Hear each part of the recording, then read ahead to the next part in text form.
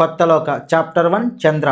ఇది ఒక Malayali dubbed film. దీనికి ఒరిజినల్ ప్రొడ్యూసర్ దుల్కర్ సల్మాన్. ఈ సినిమా గురించి చెప్పడం కంటే ముందు మనకి త్రిబాణధారి బార్బారిక్ అనే ఒక మూవీ వచ్చింది. ఈ మూవీ డైరెక్టర్ మోహన్ శ్రీవాత్స మన తెలుగు సినిమాల్ని ఎంకరేజ్ చేయరు కానీ మలయాళీ సినిమాలు పెద్ద బాగాలేకపోయినా సరే బాగా ఎంకరేజ్ చేస్తారని బాధపడ్డాడు. ఆయన ఇంకా చాలా విషయాల గురించి మాట్లాడారు.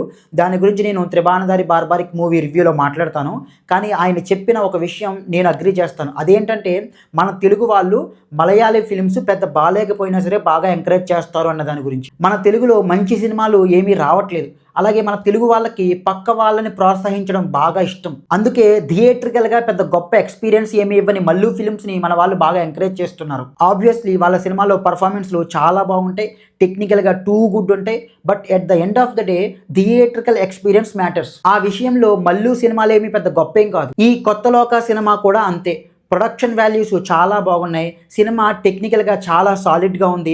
అయినప్పటికీ కూడా థియేటర్లో ఎక్స్పీరియన్స్ అంతంత మాత్రంగానే ఉంది. దీనికి ప్రధాన కారణము కాన్సెప్ట్ అస్సలు రిలేటబుల్గా లేదు. ఇది ఒక vampire slayer kind of A story. దీన్ని తీసుకొచ్చి మన యక్షిని కాళీమాతకి లింక్ చేసే ప్రయత్నం చేశారు, కానీ అది అంతగా కనెక్ట్ అవ్వలేదు. వ్యాంపైర్స్ వాళ్ళకి పెద్దగా పళ్ళుంటాయి, వాళ్ళు రక్తం తాగుతారు, వాళ్ళు రాత్రులే తిరుగుతారు, వాళ్ళు సూర్యరశ్మిని చూడలేరు. ఇవన్నీ కూడా కంప్లీట్గా వెస్ట్రన్ కాన్సెప్ట్స్. నేను ఖచ్చితంగా చెప్పగలను, దర్శకుడి పైన ఈ వెస్ట్రన్ సొసైటీ అండ్ ఫిల్మ్స్ యొక్క ఇన్ఫ్లుయెన్స్ చాలా ఉంది. సినిమా లుక్ అంతా కూడా బ్లేడ్ రన్నర్ మూవీ లాగా ఉంటుంది. కొన్ని షాట్లు అయితే బ్యాట్మ్యాన్ మూవీ నుంచి తీసుకున్నారన్న భావన కలుగుతుంది. ఎస్పెషల్లీ హీరోయిన్ రాత్రి ఒక పెద్ద బిల్డింగ్ మీద నుంచి ఉంటుంది. అది క్రిస్టోఫర్ నోలన్ యొక్క బ్యాట్మ్యాన్ మూవీ నుంచిలా అనిపిస్తుంది. ఈ సినిమాలో చాలా ప్రాపగండా కనిపిస్తుంది. దర్శకుడు సమాజాన్ని క్లియర్గా డివిజన్ చేస్తాడు. ఒకవైపు జెన్జీ అంటే వాళ్ళు చిల్ గాయస్, ఆడవాళ్ళు మగవాళ్ళు ఎలాంటి డిస్క్రిమినేషన్ లేకుండా హ్యాపీగా ఉంటారు. వెరీ లైట్ హార్టెడ్ పీపుల్, ద్వేషాలు కక్షలు లాంటివి ఏమీ ఉండవు, హ్యాపీ సౌల్స్. మరోవైపు మనలాంటి రెగ్యులర్ పీపుల్ ఎలాంటి సంతోషాలు ఉండవు, కోపము ద్వేషము ప్రతీకారాలతో రగులుతూ ఉంటారు. ఆడవాళ్ళంటే చులకన, ఆడవాళ్ళని జడ్జి చేస్తారు, నెగిటివ్ పీపుల్ అండ్ లో థింకింగ్ ఉంటుంది. లిటరల్గా అంటే నెగిటివ్ విలనిష్ పీపుల్. అలాగే ఎందుకని హిందూ ధర్మం మీద ఇంత ద్వేషం? లిటరల్గా హ్యూమన్ ట్రాఫికింగ్ చేసి ఆర్గాన్స్ ని దొబ్బేసే విలన్ కొంతమంది ఆటోల్లో వెళ్ళి వాళ్ళని కిడ్నాపులు చేస్తూ ఉంటారు. ఆ ఆటో మీద క్లియర్గా ఆంజనేయ స్వామి బొమ్మ ఉంటుంది. ఆ ఫ్రేమ్ ని కూడా క్లియర్గా ఆంజనేయ స్వామి కనిపించేలాగా పెట్టాడు దర్శకుడు. అలాగే విలన్ ఒక హిందూ, వాడి ఇంటి నిండా కూడా హిందూ దేవతల యొక్క ఫోటోలు ఉంటాయి. అమ్మాయిల్ని జడ్జ్ చేస్తాడు. వాడికి ఒక పెళ్లి సంబంధం వస్తే ఈ సిటీల్లో ఉండే అమ్మాయిలంతా కూడా తిరుగుబోతులు అంటాడు. స్త్రీ అంటే చాలా చులకన. ఎంత చులకన అంటే తనకంటే పెద్ద పొజిషన్లో ఉన్న ఒక లేడీ పోలీస్ ఆఫీసర్కి సెల్యూట్ చేయడానికి కూడా వాడికి చెయ్యి రాదు.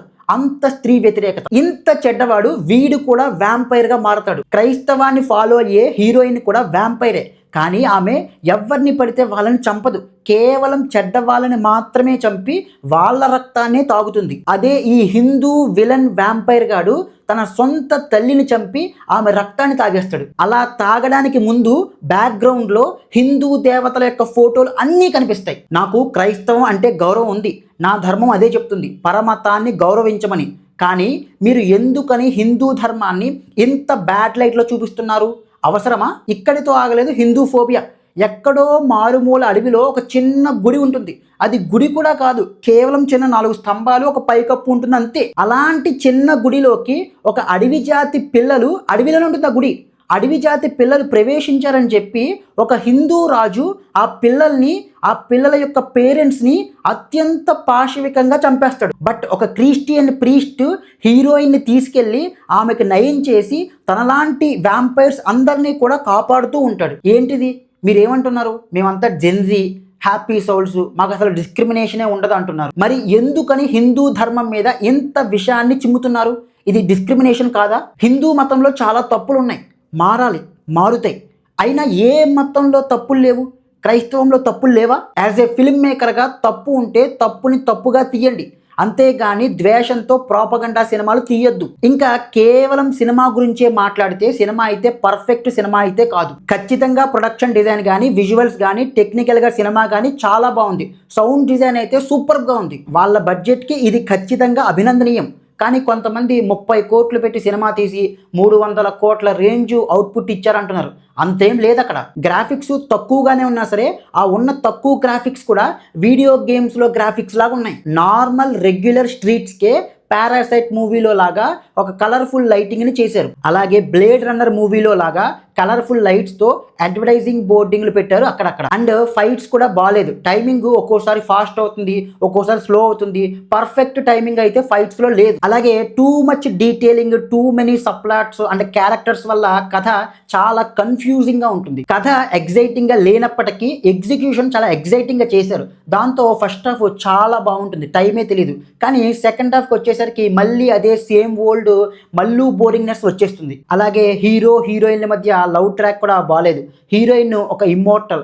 ఒక 100 సంవత్సరాల క్రితమే హీరో హీరోయిన్లు ఇద్దరు కూడా గత జన్మలో ప్రేమించుకున్నట్టు, ఈమెను కాపాడడం కోసం హీరో తన ప్రాణాన్ని త్యాగం చేసినట్టు, మళ్ళీ హీరో పుట్టినట్టు పెట్టారు. ఇప్పుడు జన్మలో ఉన్న హీరోని హీరోయిన్ ఫస్ట్ టైం చూసినప్పుడు చాలా పరవశంగా చాలాసేపు చూస్తూ ఉంటుంది.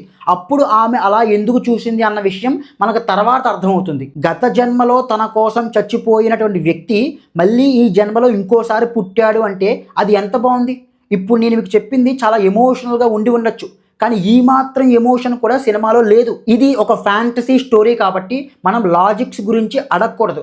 కానీ ఆ ఫ్యాంటసీ వరల్డ్లోనే రూల్స్ అండ్ రెగ్యులేషన్స్ చాలా కన్వీనియంట్గా ఉన్నాయి. ఈ వ్యాంపైర్స్ అనేది ఒక వైరస్ అని, అది ఎలాంటి చెడు లక్షణాలు లేని వారికి మాత్రమే సోకుతుందని, వాళ్ళు ఇమ్మోర్టల్గా మారుతారు అన్నట్టు చూపించారు. ఇమ్మోర్టల్ అంటే వయసు పెరగకూడదు.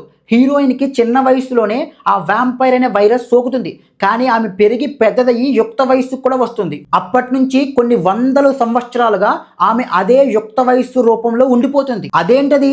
ఇమ్మోర్టల్ అంటే వయసు పెరగకూడదు కదా. అంటే ఒకవేళ యుక్త వయస్సు దాకా వయస్సు పెరిగి అక్కడి నుంచి ఇంకా పెరగదా? అలాగే వీళ్ళు వ్యాంపైర్స్ కాబట్టి సూర్యరశ్మిని చూడలేరు అంటే కన్వీనియంట్గానే ఉంది. కానీ హార్ట్లో పోలిస్తే చచ్చిపోతారు అనడం కన్వీనియంట్గా లేదు. వీళ్ళు రాక్షసులు, దట్టు ఇమ్మోర్టల్స్. వీళ్ళకి హార్ట్ ఎందుకని వీక్నెస్ అవుద్ది? జనరల్గా మల్లు సినిమాల్లో పర్ఫార్మెన్స్లు చాలా బాగుంటాయి, కానీ ఈ సినిమాలో బాగాలేదు. కళ్యాణ్ కుట్టి నీలి అలియాస్ చంద్ర అనే పాత్రలో కళ్యాణి ప్రియదర్శి గారు కనిపిస్తారు. ఆవిడే మెయిన్ క్యారెక్టర్. ఆవిడ యొక్క ఎక్స్ప్రెషన్స్ చాలా ప్లెయిన్గా ఉన్నాయి. ఆవిడ పర్ఫార్మెన్స్ చేయలేదా లేకపోతే డైరెక్టర్ అలాగే కోరుకున్నాడో మనకు అర్థం కాదు, కానీ ఇంక్లూడింగ్ ఆవిడతో సహా ఏ ఒక్కరి పర్ఫార్మెన్స్లు కూడా బాగాలేదు. అలాగే క్యామియోస్ కూడా చాలా ఎక్కువగానే ఉన్నాయి. టొవినో థామస్ గారు ఉన్నారు, దుల్కర్ సల్మాన్ గారు ఉన్నారు, సౌబిన్ సాహిర్ గారు ఉన్నారు.